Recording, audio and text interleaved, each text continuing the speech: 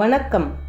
சிவபெருமானது 64 திருவிளையாடல்களில் கடல் சுவர வேல்விட்ட படலம் நூலின் 13வது படலமாகும்.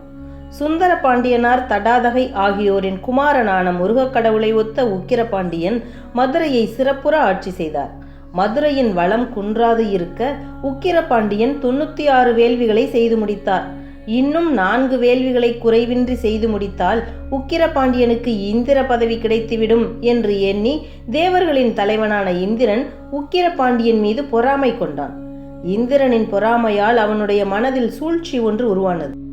அதன்படி அவன் கடலரசனை அழைத்து மதுரையை அழிக்கும்படி கூறினான்.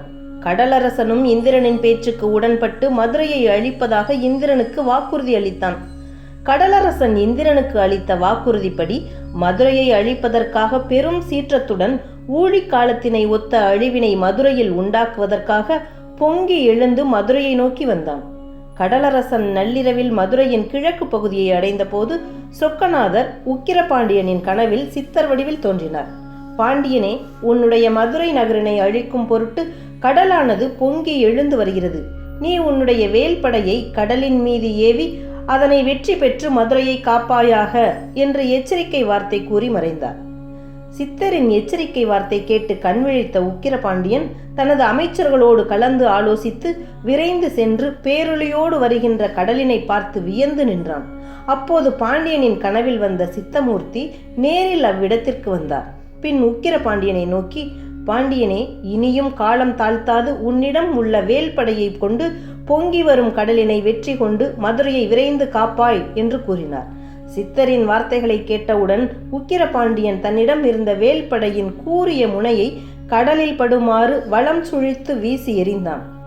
கூரிய வேலின் நுனி கடலில் பட்டவுடன் கடல் பேரொளியுடன் வற்றி வலிமை இழந்தது.